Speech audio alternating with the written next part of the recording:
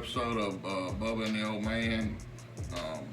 We got some things in the works, some videos we want to do. We have not got to do the Choco Challenge yet because with the pandemic and everything going on, the delivery of the chocolate we ordered has been kind of behind, but I'm hoping to get that up either today or tomorrow. But what we got here is in the state of Alabama, a highly controversial thing. Auburn has recently claimed national championships that were, I don't know, I wasn't alive back in 1910, 1914, but they want to recognize and getting some heat from some Alabama fans about it. So I wanted to come on here, do an educational video to let everybody know that, you know, in the 1980s, early 1990s, Alabama did this same thing. They went back, I think they had 7 or 8 national championships that they claimed then. And they went back and bumped it up to 11, and then in 92, they were the outright national champions. Everything from 92 on is undisputed. In my opinion, there's no disputing it. It was all number 1 versus number 2. We can get into the argument on the 2011, and I think it was, 16 or 17 when they played Georgia for the national championship, that Alabama shouldn't have been there because they didn't win their conference championship. That's another debate for another time. But we got Auburn here. They're claiming 1910, 1913, 1914, 1958, 1983, and 1993, and 2004. Everybody knows that Auburn claims and allegedly outright won 1957. I don't know, I wasn't back then. It was 57, son. And 2010, they outright won with Cam Newton, Nick Fairley on defense. They were hands down the best team in the country. But in 1910, Auburn went 6-1, were co-champions of the SIAA conference, outscored opponents 176-9, and were recognized by Maxwell Rating and Kyle Matchek. I don't know who that is or what, but those were the two that recognized Auburn as the national champions. In 1913, they went 8-0, outright won the SIAA conference, outscored their opponents 203-13, and I couldn't find anything on if any writers voted them number 1 as national champs. They didn't really have a national championship back then. You just got voted number 1. In 1914, they went 8-0-1, outright won the SIAA championship, outscored opponents 193-0, and were recognized by Howell, who was the, I guess you could call it the Associated Press of that time. And that's who recognized them as the national champions in 1914. In 1958, they went 9-0-1, outscored opponents 173-62, recognized national champs by the Montgomery Full Season Press. I don't know. Claim it, don't claim it. It's really here nor there. I don't know if in 1958 the Montgomery Press was a recognized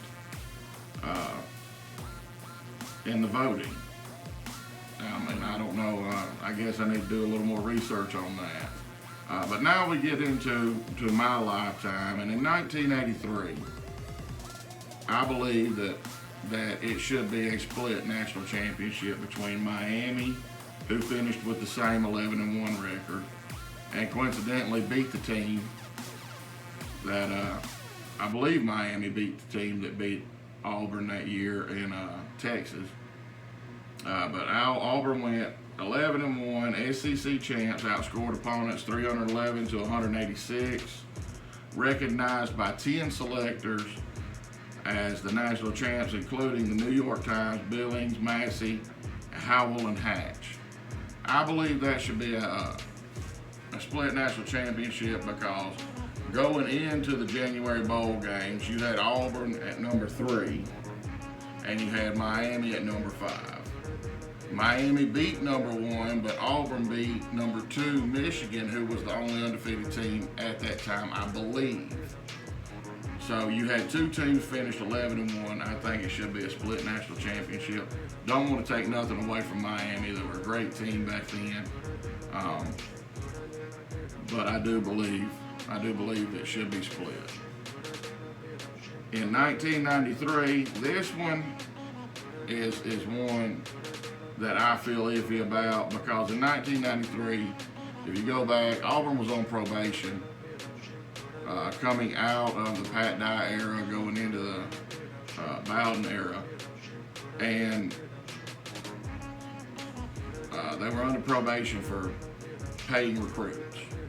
They went 11-0, outscored opponents 353 to 192, but this one is recognized by the NCAA. The NCAA recognized them as national champs because they were, I think, because they were the only team in college football that beat Florida that season, and Florida just run over everybody. I believe Florida had Danny Warfel.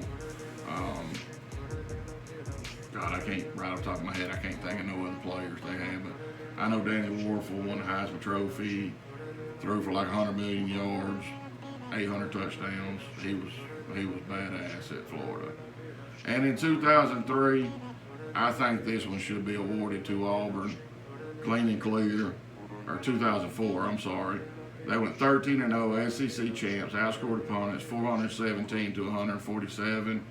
It is recognized by Darryl Perry and College Football Ratings as national champions. Oklahoma got beat by USC, who USC then went on and were found guilty for paying players like Reggie Bush, Matt Leinart, and they had to vacate the national championship. Auburn was the only team that finished that season undefeated. I say it's theirs, my personal opinion. But that's Auburn. Like I said, you know, they're claiming 6. Like I said, 58. It's kind of iffy. 1913, kind of iffy. I couldn't find anywhere on the internet where it shows where any major press voted them number 1. But there's nothing we can do about it. We can sit here and argue about it all day long. They're going to claim it.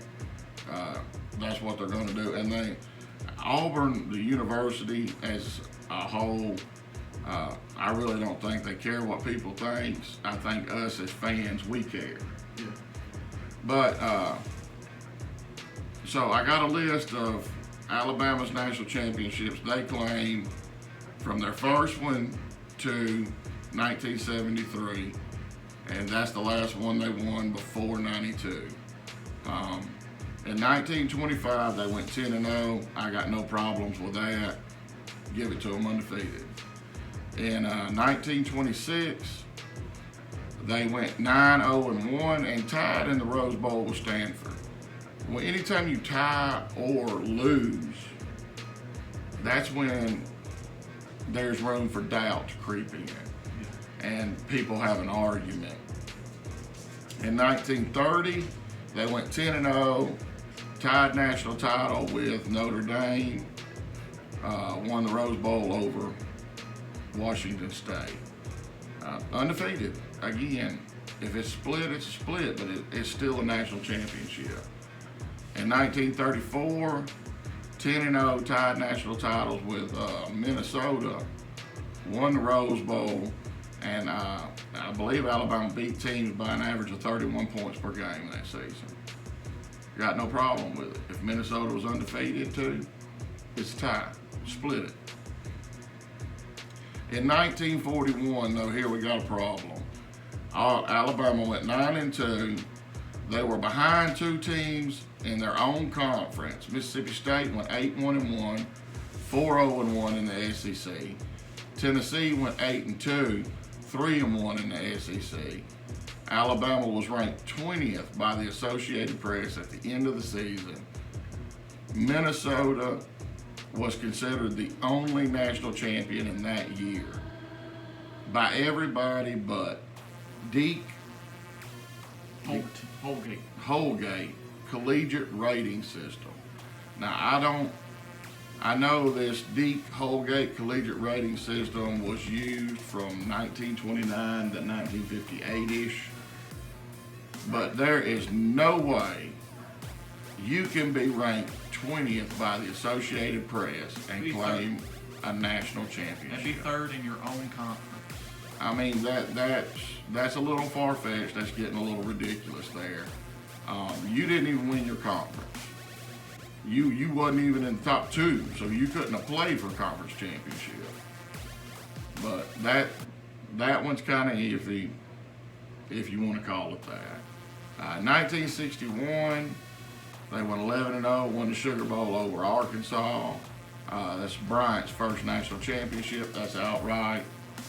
I have no problem with that one. 1964 went 10-1 and lost their bowl game to Texas. Now, this one I think is a catch-22 because they were awarded the national championship at the end of the regular season. Then they lose their bowl game to Texas. And this is when all selectors, whoever, started waiting till after the bowl games to give out national championships because Alabama got beat by Texas in their bowl game, and they still get to claim national championship because it was awarded before the bowl game. That's ridiculous. I don't understand that whatsoever. I don't either. In 1965, they went 9-1-1 and won the Orange Bowl. I couldn't find anything on the internet to discredit that year. I believe it wound up being a split, but I'm not 100% certain. In 1973, this is the one, this is another one just like 1941, I think they should not claim. They went 11-1, lost the Sugar Bowl to Notre Dame. Notre Dame went 11-0. I will always, I don't care if it's the team I pull for in Auburn, or if it's Alabama, or anybody else, if you have a loss and you lose your bowl game, I don't see how you can claim to be a national champion. No way. I do not understand it. I do not see it, but they claim it. That's what I want to do the video on, just to show everybody that not all of Alabama's national championships are clean-cut, legit, 100%. I think the NCAA recognizes 12 of them. I'm not sure. It don't matter. There's 12. That's a ton of championships. I think they'd still have the most, right? Yeah, they would. I mean, they are still the most highly decorated university in the country. I'm not trying to take nothing away from them. I just, Auburn decided to claim some national championships that they felt like they could. I'm not going to tell them they can't. Like I said, I kind of disagree with what was it, 13 in 93. I disagree with them too. Might have been 13 and 14, which I don't know. Anyhow, y'all leave a comment, tell me what y'all think. If y'all hated the video, put it down there. If you're an Alabama fan and you think I'm way off base and I'm an idiot, put it down there. I don't care. You're not gonna hurt my feelings. But if you would, like, subscribe. We'll have another video up hopefully tomorrow. Maybe tonight. Don't know. Don't know what we got in the works. Go follow us on Instagram at BobenTheHoltman. and we'll see you guys in the next